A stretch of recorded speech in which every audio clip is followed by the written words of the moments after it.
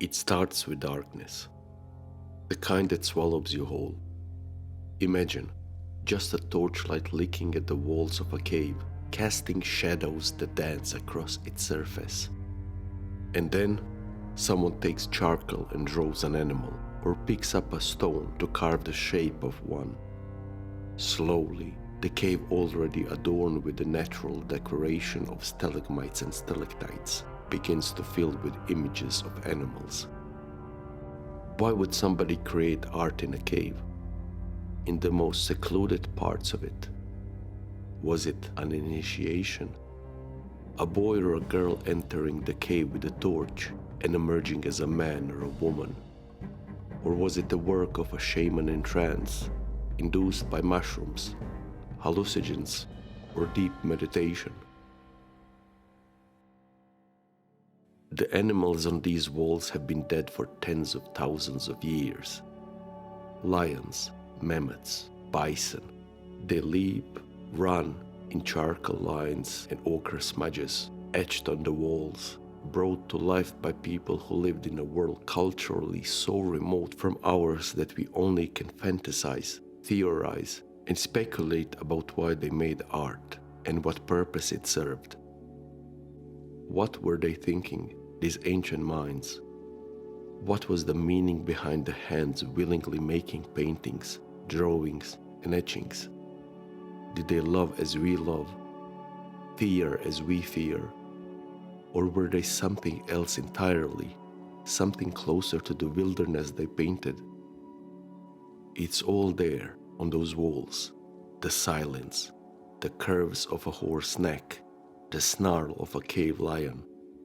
And though we don't know what it all means, we can still admire it. I can't talk about Chauvet Cave without mentioning Werner Herzog's film, Cave of Forgotten Dreams. If anyone could capture the soul of a place like this, it's Herzog, with his smoky voice, his German accent, and his obsession with the ungraspable. He takes you there, deep in the bowels of the world, into the silence, into the haunting beauty of it all. Watch it. It is as close as most of us will ever stand in the cave itself. So here we are, 30,000 years later, trying to see what they saw, feel what they felt. The cliffs of Ardèche rise like a quiet elegy, carved by time. In 1984, 3 wanderers stumbled on the discovery of Chauvet Cave, armed with nothing more than ropes and a bit of luck. Jean-Marie Chauvet and his friends weren't looking for history that day, just a breeze, a draft sneaking out from the limestone cliffs in the southern France. They were crawling around rocks, chasing whispers of air. They noticed just a crack at first, nothing to shout about, but something pulled them in, and before they knew it, they were somewhere else entirely. What they found was a cathedral of ancient. The cave, hidden in a bend of Ardèche River, was sealed by nature's hand 20,000 years ago. Just like that, the cave decided it had enough visitors, locked itself up like some old stubborn god. No one is getting in. No one is breathing that air. Now, a heavy door guards its mysteries, with protocols that feel more sacred than scientific. Only a few ever entered, suited and sterilized, like a pilgrim stepping onto a holy ground. What Chauvet felt in that cold silence? What would anybody feel seeing something so old and so alive? Awe, maybe. Or terror, the kind that grabs you by the throat and won't let go. The Chauvet Cave, the mystery intact, untouchable, a reminder that we are just passing through, all of us. After our city crumble and our machine rust, the cave will be still there, quiet, waiting. And if you ever forget, if you ever wonder what it all means, just think of all the creatures frozen mid-stride, roaring across 30,000 years. You could hear them announcing their presence again. We were here once. This was ours. I never been to Chauvet cave, never smelled the damp earth of its hidden chambers, never stood on the cliffs of Ardèche. But I've seen the images, I've read the books, enough to dream of it and write about it. These walls belong to me, to any of us. It's part of our human story. They don't let people inside anymore. They sealed it up. The French government owns it now, protecting it like a holy relic, as it should. Heavy steel doors, alarms, cameras. Only a handful of researchers go in, suited up like astronauts, their shoes never touching the ground. I've read about the process. A wooden walkway leads to a steel door, then a sterile chamber humming with machines. The air is filtered, the bacteria counted. If you're lucky, you climb down a 10-meter shaft into Brownell chamber, a graveyard of fallen columns and broken rock. It feels ancient, like the ruins of a cathedral that nobody prayed in for centuries. The original entrance is still sealed, buried under a prehistoric rockfall. It waits, untouched, the dreams of the artists still clinging to the stone. Against all odds, they lasted. When discovered, the cave didn't scream miracle at first, just another cave full of stalactites, stalagmites, glittering calcite like a cheap jewelry. And then there's a Sacred Heart panel, not far from the original entrance, in the Brunel chamber. It starts innocent enough, red dots pressed by hand, smudged like a fading memory.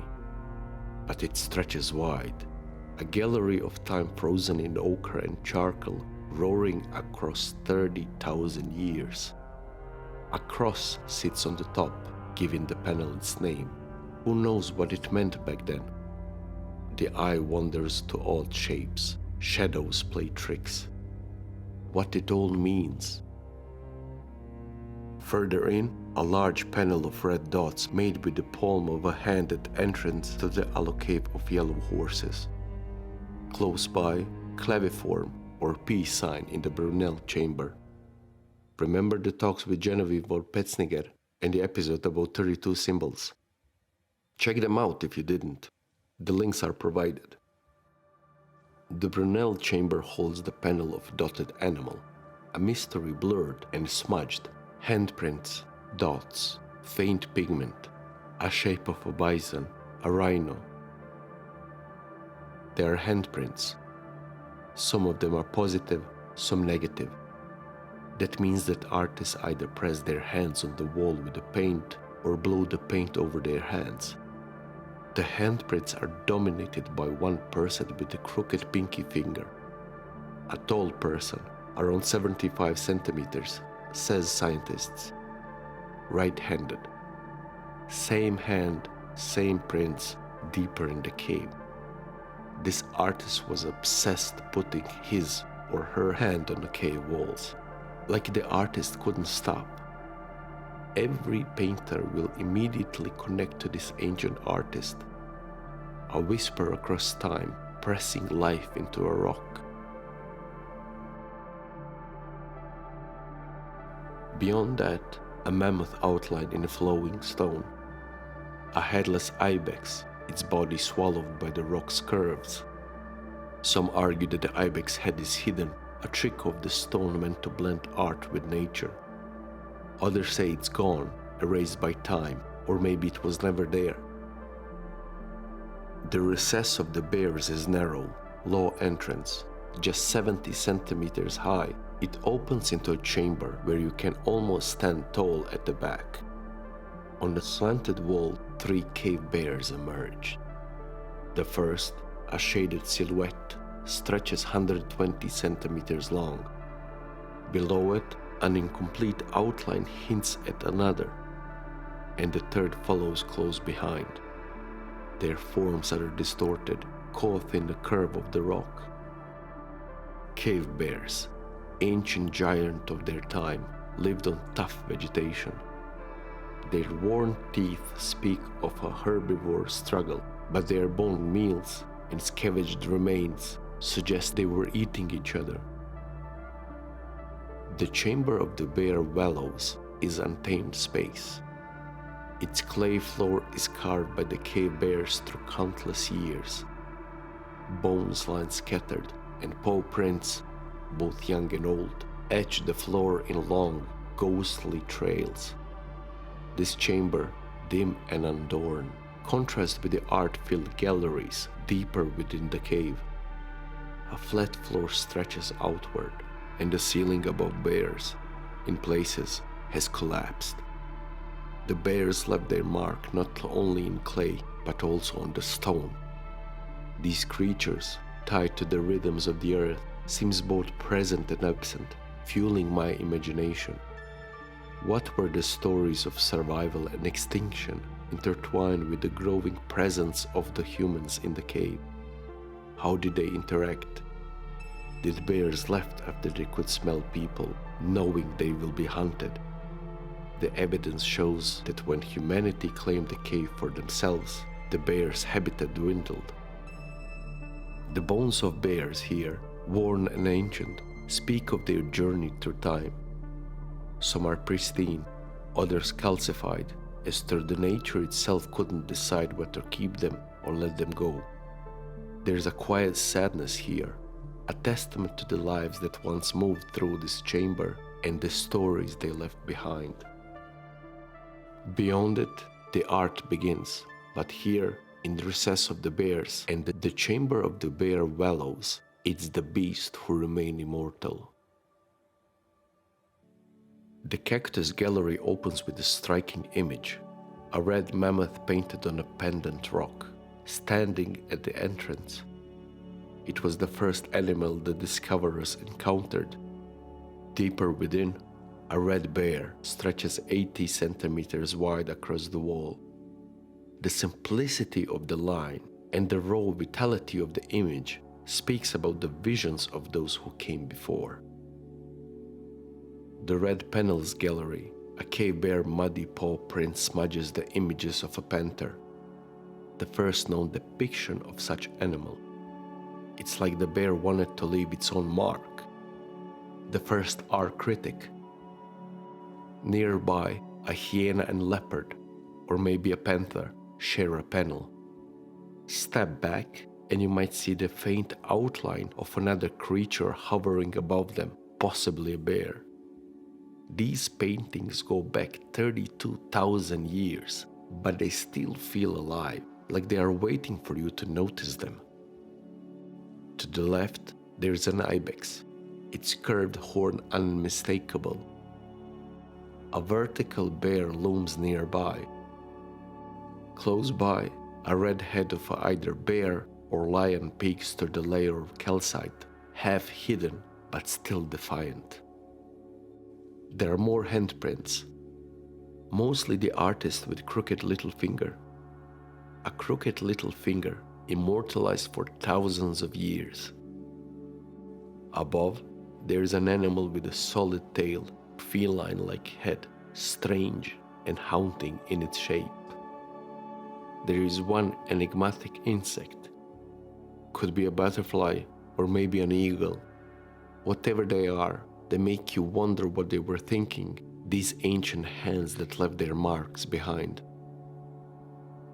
The candle gallery lies lower, 150 centimeters below the previous chamber. A narrow, unadorned passage. No paintings, no engravings, just charcoal traces of torch marks. A place of transition. The red painted chambers are behind. Ahead, the art turns darker, larger, more commanding. Near a pendant rock, a small hearth, 50 centimeters wide, sits preserved under the low vault. Poorly burned wood, left charcoal, tools for the painters long gone. A fragment of pine charcoal places the fire over 26,000 years ago.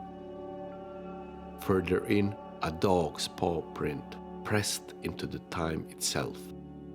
Simple, enduring, faint, and tentative, as the creature understood the weight of this place. And there it is, hidden deep in the earth, vast and quiet, where the air is heavy and old. The Hillaire chamber, a place where secrets of time tell a story no one could fully grasp. On a 6-meter stretch of clay, an artist, separated from us by tens of thousands of years, had left a story.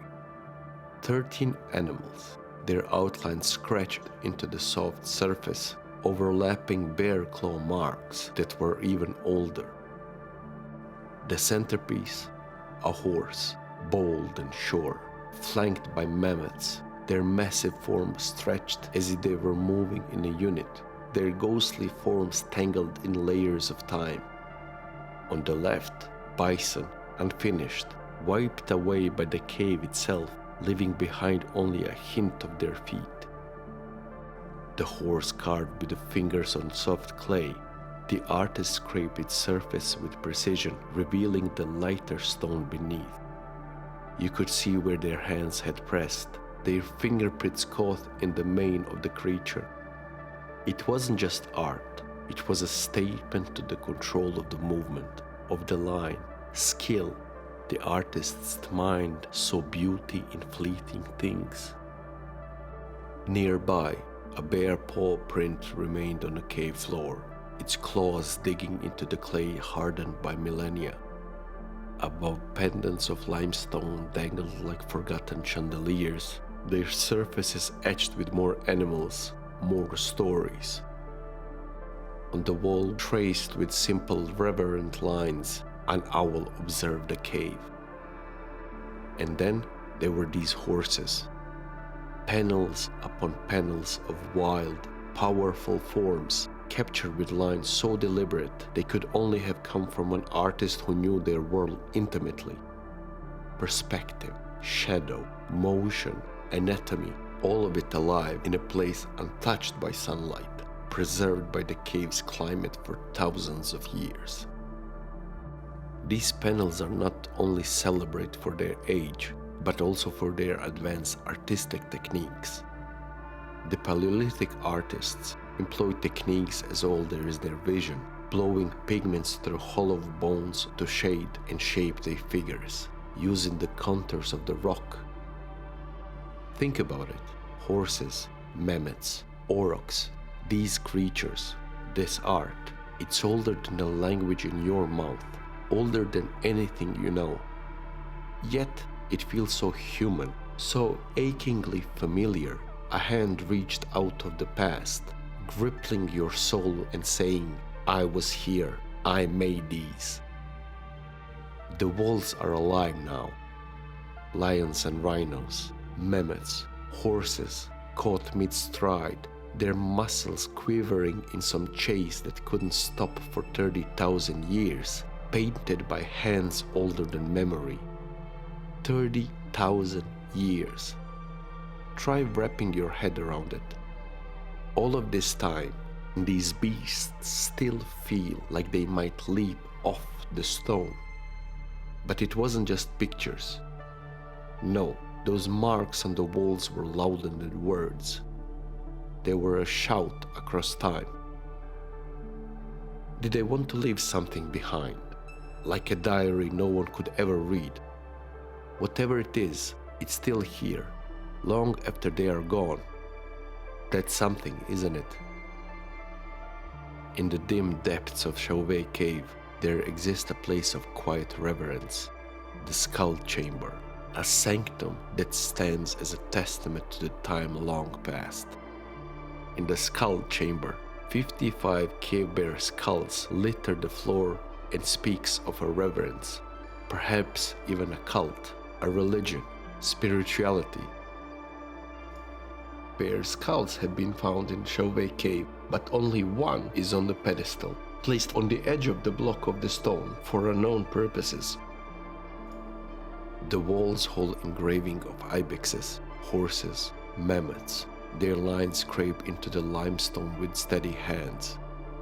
Among them, 3 large mammoths stands out, their presence almost commanding, as if the cave inhabitants look to these animals for guidance or power.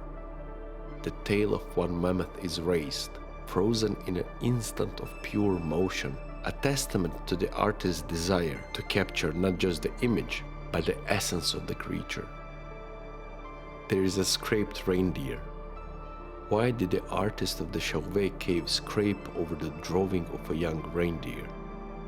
Was it a symbolic act, perhaps a ritualistic gesture, akin to the ritual killing of a deer, where the act of scraping held some deeper meaning?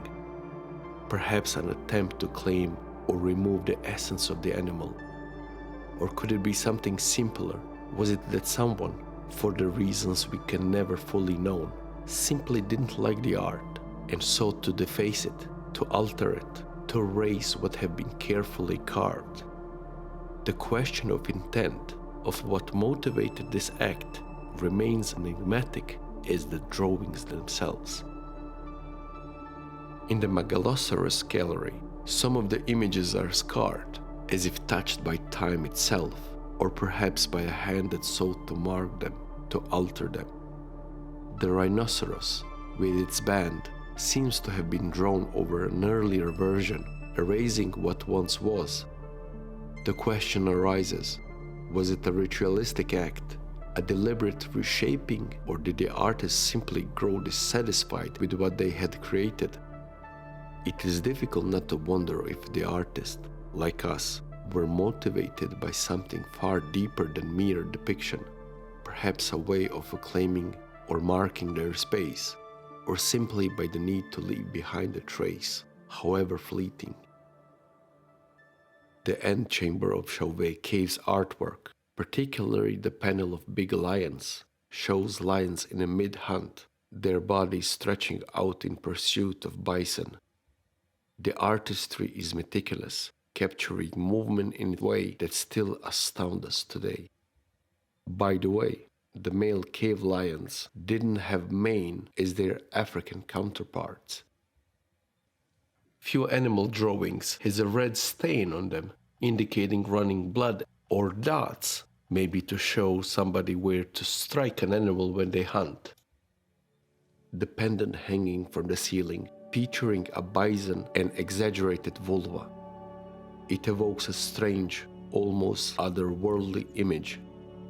Known as the sorcerer, it suggested something deeper than mere animalistic instinct.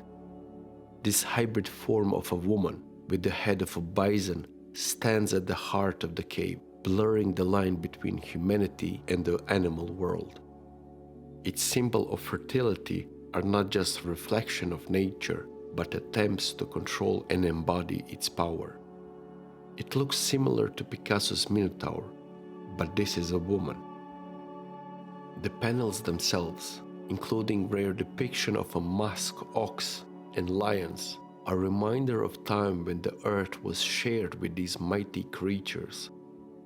The mammoths etched on the walls with their shaggy, exaggerated tusks, and the horses with their manes demonstrate the mastery of the artist who carved their figures into the stone with tools possibly fashioned from the bone or antler.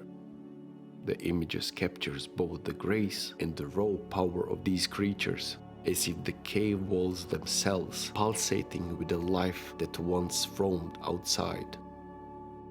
In this quiet, secluded space, we are left to wonder, what were the thoughts of those who created these images? Did they see the animals as gods, spirits, or just as prey? In the gallery of cross-hatchings, the footprint of a child, small and perfect, lay preserved in the dirt. Just the child's right foot, caught mid-step, as if time itself had grabbed the child and wouldn't let go. Scientist says 8 years old, maybe. A kid with dreams too big for this little body, wandering through the dark with a torch in a hand. What was the child thinking? Was it adventure? The floor swallowed the trail halfway, calcite slick and unforgiving. Then, like magic, The steps reappeared, steady and deliberate, the way kids move when they know they shouldn't be somewhere. The child wasn't running. The child wasn't scared. 26,000 years ago, they say.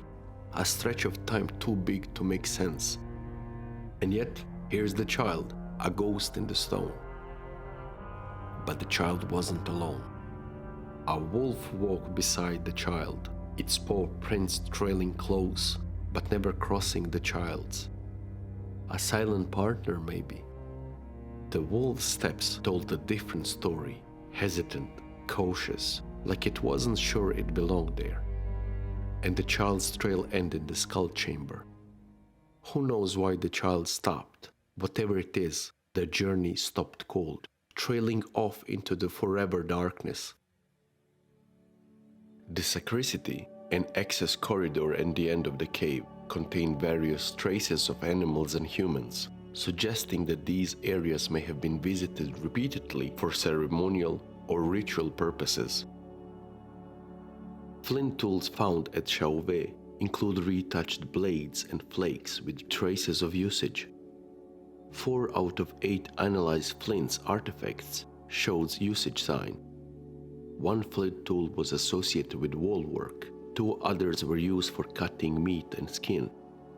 A specific blade, found among bear bones, show evidence of deflating and working with tough materials like skin and tendons. The story of Chauvet Cave, it's about time itself, stubborn and unyielding. These paintings, around 30,000 years old, forces us to reconsider what we thought we knew about human creativity. They weren't supposed to be so alive, so deliberate, so astonishingly modern. Radiocarbon dating roots them firmly into our origination period. You can check the origination videos as well. The link is below.